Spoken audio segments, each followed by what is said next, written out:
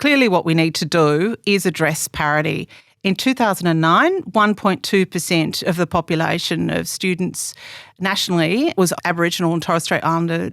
In 2019, that was only at 1.9%. We've got a long way to go.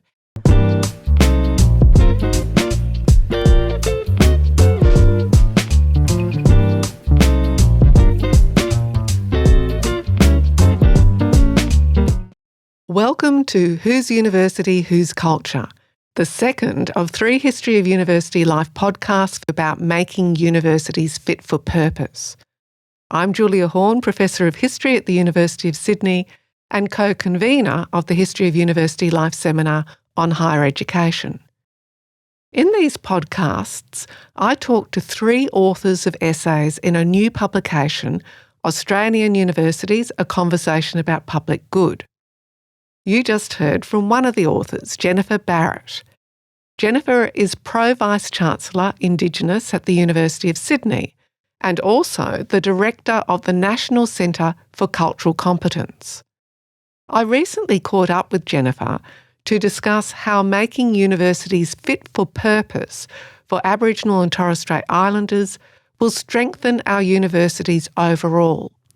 And this seems ever so relevant now that we have a government committed to the Uluru Statement from the heart. Let's remember that the Uluru Statement is an invitation from First Nations people to walk with us in a movement of the Australian people for a better future. Welcome, Jennifer. It's a real delight to have you at the History of University Life podcast. Thank you, Julia. So, Jennifer, I'd like to begin with some preliminaries. First, a very direct question. Where are you from? My family are from the Northern Rivers part of New South Wales, Dunghutti, around Kempsey, and that's on my mother's side. I grew up on Darra country in Western Sydney, and I work here on Gadigal land here at the University of Sydney. What's your role and mission as Director of the National Cultural Competence Centre at the University of Sydney?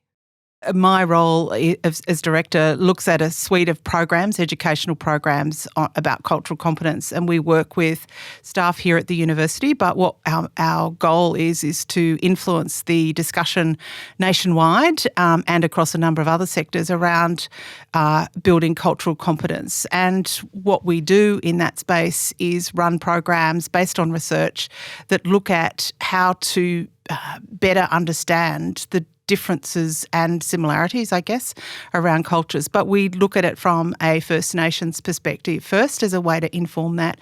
And there are 2 things there. One is that we believe if you get it right for Aboriginal and Torres Strait Islander communities, you usually get it right for most in terms of looking at inclusion, diversity and understanding sort of, power relations within our society. But the principle around cultural competence is to be really looking at the capacity of one to reflect on your own cultural context that you come from. And by doing that, we would argue that people then are more likely to be more open and engaging with cultural contexts from around, not just around the world, but particularly in relation to Australia. Cultural competence, culture requires being aware of one's own cultural values and worldview and their implications for making respectful, reflective and reasoned choices, including the capacity to imagine and collaborate across cultural boundaries. Cultural competence is ultimately about valuing diversity for the richness and creativity it brings to society. So I want to take you back actually to the younger Jennifer, when you were a university student. Describe your first impressions of the university when you came there as a university student, and also perhaps to get you to explore what you think has changed in those intervening minutes between when you were a student. I was at the University of New South Wales, so in my undergraduate years, and I have a very distinct memory of that first day, and this is after getting up at 5:30 in the morning to catch a bus, a train, and 2 more buses to get to campus from where I lived in Western Sydney. And it was a lecture it was an art history lecture, and it was very active. Everyone was very excited. There was a scream, from the audience, "Oh, we've got to take art to the masses." And then someone said, "Who's the masses? What mass?" And then someone else said, "Let's take it to the Westies." And I think, I wonder what Mum and Dad will make of that. And I just remembered thinking that I'd sit back, listen and watch and just see what plays out. And I saw very distinctive differences in culture amongst the student body. So that was the first memory. When I first arrived here at the University of Sydney 2 decades ago, my memory of that was this is a very hierarchical institution, and there were discipline hierarchies as well as cultural hierarchies.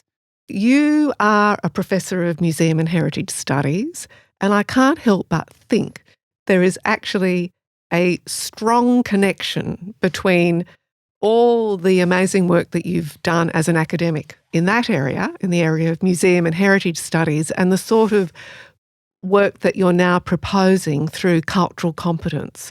Is that a fair statement to make? Yeah, so I think it is the core driver for me, and there has been since I went to university, and the example of my first day at university where people talked about culture and I realised, oh, that's not my experience, and I realised, there's a lot more out there, but I also realised there were significant differences. And I think from that point, and I'd say the school that I went to, where a lot of the teachers had applied for a transfer before they'd even got to the school, it was a disadvantaged school in Western Sydney, is that I guess for me, culture is really important for democracy. And I guess what I feel like I've done is over the last few decades, I've been looking at what that means. So I've done it in terms of looking at art making. I've looked at museums and what's in those museums. I've looked at the governance of museums, and I've looked at who is in museums. When I look at what I've taught over the years, there's a consistency there. But I think the important thing is that a lot of that has also been driven by conversations with students, conversations with colleagues in the museum and gallery and heritage sector, but also with communities too, in terms of these sort of ideas about culture. There are differences in whose culture is privileged, and a lot of that is about education. In terms of your current work, can we talk about what makes a university culturally safe, especially in light of the Uluru Statement from the heart? This is something that we'll need to be looking at in higher education as we start to take Statement from the Heart really seriously. And I think what we're looking at is not just increasing the numbers of staff or students that are from Aboriginal and Torres Strait Islander backgrounds. What we're looking at is how do we acknowledge First Nations first, that we're on land that has never been ceded. What does it mean? And it's not, as I say, just about the numbers. It's about the curriculum, about the diversity of staff, and I mean the diversity of Aboriginal and Torres Strait Islander staff as well. It's about our relationship to communities on all the footprints that the university has. And it's about building our capacity to work in a culturally responsive way. So it's also looking at the type of knowledge that we're including, and it's looking at the disciplines that have had a specific impact on Aboriginal and Torres Strait Islander communities. So it'll be a big learning curve for some of our colleagues who might need to rethink the basis of their discipline. Are you saying here that some disciplines have actually made the university unsafe? What we have to acknowledge is that various disciplines have had an engagement with the history of colonialism. So there are disciplines we know, like anthropology, the law, some areas of science and, say, psychology, some areas of history. Indeed, the area that I work in museum and heritage-related fields, they've played a significant role in the history of the university, but also in how Aboriginal and Torres Strait Islander communities have been treated and represented. So what does it then mean for us as an institution to reflect on our own disciplines and on the institutions that we engage with, museums, libraries and archives? So there's an opportunity there. And I think we've started at Sydney to do some of that work, reflecting on this. And I have very productive conversations with colleagues, and other Aboriginal and Torres Strait Islander people and communities have conversations with colleagues in disciplines that have had a huge impact on their life. And it can range from things, as I say, like architecture to areas of science to areas of business as well. So the Uluru Statement is actually an invitation to all of us, not just parliamentarians, to take responsibility for improving our institutions. Most people's understanding is, I'm sure, currently framed around the voice to Parliament, but the invitation applies equally to other institutions, including universities. Is that right? What we need to remember here is statement from the heart, as distinct from other statements that community have presented to government. This is a statement that's presented to the people. This is actually an invitation for communities, non-Indigenous communities, to deal with the history, the legacy of colonialism. So there's a different imperative, a different kind of strategy on the part of the authors of the Statement from the Heart. So yes, I think there's an invitation to step up and do things differently. And I mean, one of the things, I guess, I was in a meeting of other Aboriginal community leaders within the higher education sector, and Peter Yu said, he was talking about the Redfern Statement. He said, but it was the next day, the day after the statement. Were we ready for that? And so one of the things that stuck with me is, so are we treaty ready? Are we ready? Are we preparing for really being properly engaged with what is a change that's starting to occur in the national discussion, but also discussions amongst Aboriginal and Torres Strait Islander communities. The recent IATSA summit, one of the key areas of discussion was about, okay, what are our forms, what are our structures of representation so that we can engage in community but also with government. So that universities really should be looking at the statement quite seriously to see how they can respond to it as a form of reconciliation. That's right. And we've heard from colleagues in law, they've made a commitment to do just that. There are other fields within the university and across the sector that are engaging with that too. So what does it mean to make a commitment or to engage with it? I think there's one thing to sort of say, we support it. But the difficult step, going back to Peter Yu's comment, is, okay, so what does this mean in practice? Are we ready to implement change? Have we done the work we need with community? Have we got the right kinds of relationships in place in order to do this in a culturally appropriate way? And this is where the concept cultural competence becomes important. In your chapter, you very briefly trace early iterations of the concept in higher education policy back 30 years to the Dawkins reforms, and they, of course, were under the Hawke Labor government. You specifically draw attention to the 1989 National Aboriginal and Torres Strait Islander Education Policy. Now, the policy placed responsibility on universities to ensure educational opportunities for Aboriginal and Torres Strait Islander students reinforced rather than suppressed, I guess you'd say, their, and I quote here from the report, unique cultural identity. The idea was further reinforced in the 1998 West Report and finally emerged as a phrase in the 2008 Bradley Review, which is actually our last major review on equity in higher education. And I want to quote from that review. So what Denise Bradley wrote was, higher education providers should ensure that the institutional culture, the cultural competence of staff and the nature of the curriculum recognises and supports the participation of Indigenous students. It's important for us to acknowledge that there are difficulties around the term cultural competence because you can be certified, but it actually emerges from discussions in the health sector around building capacity amongst the health profession in order to deal with health issues in communities that had been marginalised in that system. And I think that's sort of a key principle. So rather than generating this discussion from one place in higher education, it is, as I said, about building capacity to have distinctive conversations around the country, but the principle being that, acknowledging First Nations first and also acknowledging that capability is as much about listening and reflecting as it is about sort of having a specific outcome that might be seen as tangible in some sort of way. Tangibility will be in a change to the sector more broadly. But a lot of this is about behaviour as well. Now, in your chapter, you propose 3 questions which really make us think about the Aboriginal or Torres Strait Islander student experience. And I'd like us to discuss those 3 questions and actually get you to answer them. The first question is, how imposing or welcoming does a university look to an Aboriginal or Torres Strait Islander student on their first day? This is a question that has been behind some of our engagement, my engagement and colleagues, around our next strategy, the 2032 strategy here at the University of Sydney. And it is about, how does our physical environment reflect the fact that we're on Aboriginal land, and how is that history and its engagement with the contemporary context reflected in the way that our university landscape is designed and how people use it.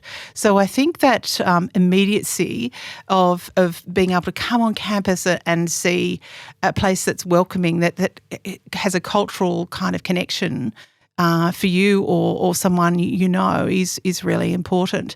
And so it will mean thinking differently about how we organise spaces, who we get to organise spaces, and it'll mean, dare I say it, some rethinking of the governance around spaces and their connectivity. So when you say, have we got Aboriginal and Torres Strait Islander designers and students involved in committees when we're looking at making decisions about our public environment here at the university? Have we got good links with Aboriginal-owned companies that can provide services around building and fabrication? It's not just compartmentalising it, so that all of what we're talking about, First Nations First, becomes sort of part of every aspect of the life of the university. Now, the second question, what is the consequence for Aboriginal and Torres Strait Islanders if a place feels impenetrable?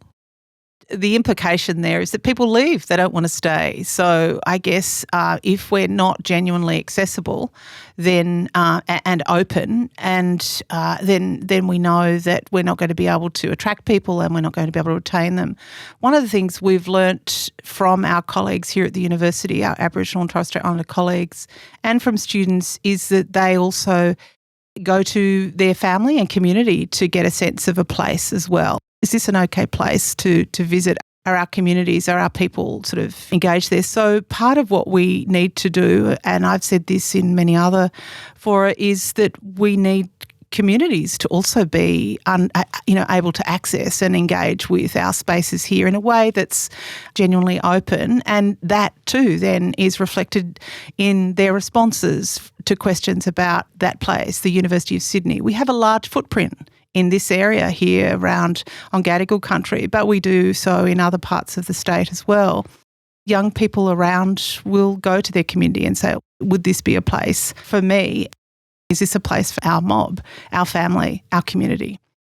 And the other thing is, it's a loss for what we call the 97%. It's a loss for the people who, I think there are many people at the university, staff and students, who want to engage with the history, the impact of the legacy of colonialism on Aboriginal and Torres Strait Islander people, but also that has an impact on, as I say, the 97%. And I think that many people are engaged and want to understand better how to kind of live with this knowledge, but also to make things different and do it in a way that doesn't doubly burden Aboriginal and Torres Strait Islander people too. So it's kind of, again, it's an opportunity for people to sort of step up and learn how what they think is welcoming might not be the case for some young Aboriginal and Torres Strait Islander people, or even a mature age student for that matter.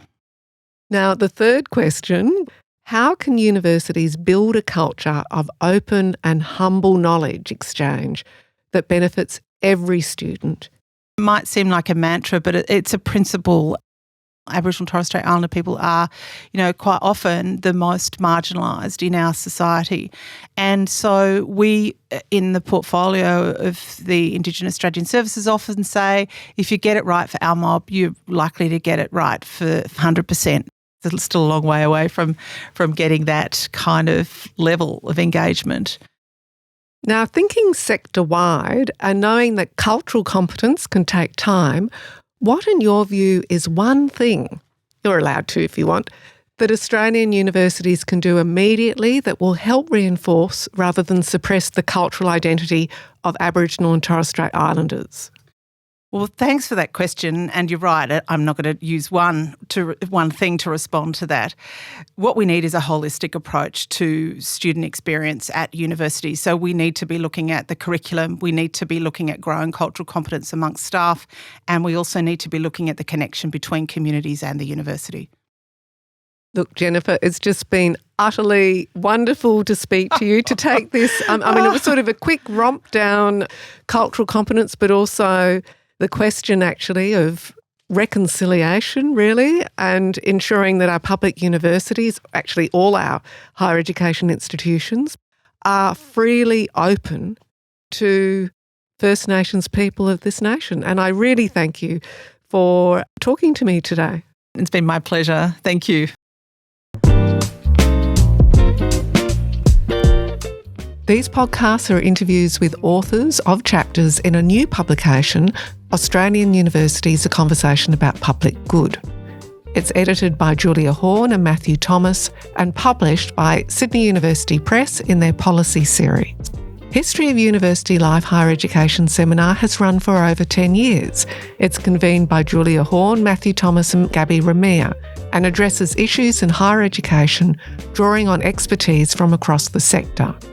You can find out about our events by heading over to History of University Life on Twitter handle @HUL Seminar. That's all one word. The podcast is supported by the School of Humanities and the Faculty of Arts and Social Sciences at the University of Sydney, with technical assistance from Peter Adams. The podcast was recorded on Gadigal country, and we pay our respects to elders past and present.